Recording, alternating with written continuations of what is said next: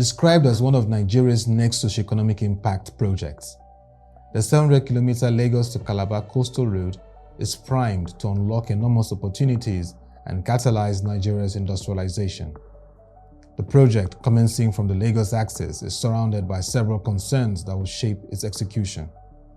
Considering the strategic importance of this project to the country's economy and its value to national development, key issues relating to right-of-way, the contract sum, the contract process, and further understanding of the public-private partnership model have become a major debate across social media and public platforms. The initial geographical mapping of the right-of-way area revealed that the project is supposed to commence from the Ahmadu Bello Way 0 point through the Lagos Water Corporation road access through the Lekki Deep Seaport linking to the coastal road. I know somebody somewhere is behind it. If you look at this drawing very well, they said subject matter. That subject matter is on the coastal road. So that means somebody somewhere from kilometer 17 is doing this, diverting it from the main coastal road, the alignment, to outside the coastal road, about 135 meters away from it. We are maintaining the redesign, alignment. When I viewed the gazetted route, it was a story of tears with the illegal built up the entire, gazetted route. Tall buildings, all manners of infrastructure, event centers, and so on and so forth. So don't think that we just woke up and say, look, we are not going this way, we're going this way. If we are taking that route, this hall will not contain the people that will be affected. And so, one thing you can attest for is the pedigree of the Minister of Works. Nobody can do any shady business as far as that is concerned. And so what you have is what is objective. Nobody, can do that. And you can't even do mago-mago under this kind of president. He will fire you the next day. So I want you to know that whatever is given out as a design is the most objective,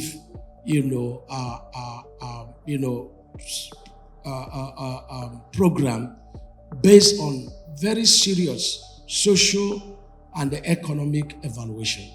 A revised map shows that the right-of-way has been relocated to the axis, disrupting business investments that include private beaches like Landmark, Good Beach, and Oniru, running to investments of millions of dollars that will affect jobs and revenue to government.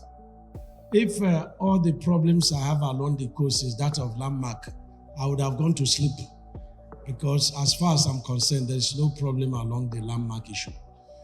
All the properties of Landmark, they are saved.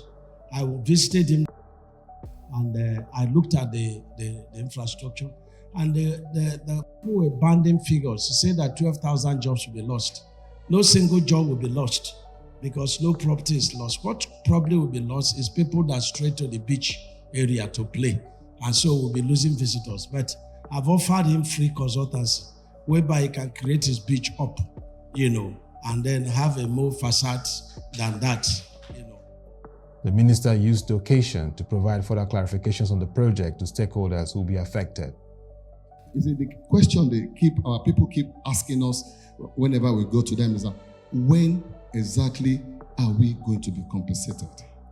Okay, I will appoint a committee that is going to, review the enumeration to be sure that what is on paper is what is on ground. So there is no mago-mago. It's not that there is any mistrust, but this is what I would do. Then when we have that, we may draw people from you, from some stakeholders, and then form that committee. And so we engage one-on-one to review and document, and there will be a written, agreement. And then if we clear, you, for example, within 72 hours, you will get your check. The Federal Ministry of Works will pay compensation. The President has directed me to pay compensation. We are not paying compensation on the shanties. And by right, when you put up a building on a property that is not your own, you are not entitled for compensation. When your property is not approved, you are not entitled to compensation. But the president is a man of, good heart. And so I think we will still pay compensation as far as that is concerned because of the hardship, in the country. But it's not backed up by law. It's not backed up by law. But we will not pay compensation on shanties. Shanties, or you put up a caravan, or you put up a shed, we will not pay compensation. Or if you have economic tree within the right of way of the federal government, we will not pay. But we'll try to save as much as possible, solid properties as much as possible. So what's the timeline for beginning the rail project? Because that's very critical. Well, you can look at the first 47.7 kilometers, given 36 months. But the high tech has beaten me to it. If you see what they have done so far, I will be surprised if they don't complete that 47 within 2 years, 24 months. And the beauty of it is that they have the capacity and capability of, each of the section going, in isolation of the other. So until we procure all the sections, we will not be able to say, this is the time that we're going to finish. But I've given it prophetically, that it will last 8 years of President Tinubu's administration. From the stakeholder meeting, there are major concerns about the Lagos to Calabar Coastal Road.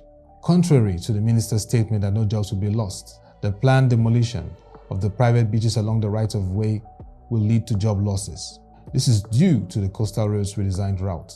Another concern is that following the minister's statement that the road is cost-effective and sustainable, it will be pertinent to understand the rationale behind redesigning the 700-kilometer zero-point route, which is 4.39 billion naira per kilometer. Why is the federal government willing to spend that amount when there's another existing route that would have connected from the Madobele zero point? This should have saved 4.39 billion naira from the project sum. There are huge expectations from the Minister of Works in terms of prudent management of resources for the coastal road, the competence of the engineering company High-Tech to deliver on the road, information on payments made by the federal government, the environmental impact assessment reports of the project, which should be accessible, and the approach to compensation to communities and businesses that will be affected. The Lagos to Calabar Coastal Road is a significant socio-economic project with an 8-year timeline for execution. It is unique because a rail track will be integrated in the middle of the road, connecting 9 coastal states. As the Minister of Works plans to set up a committee comprising the royal fathers, businesses, political class and stakeholders, the overall public interest must be considered as the issues of redesigning the route and the EIA report are reviewed and implemented. This project is a legacy one and should exemplify transparency, accountability, high-level professionalism, proper compensation to affected stakeholders, and prudent management of resources. This will include a win-win situation between the government and all stakeholders, including the Lagos State government to the Ministry of Physical Planning and Urban Development.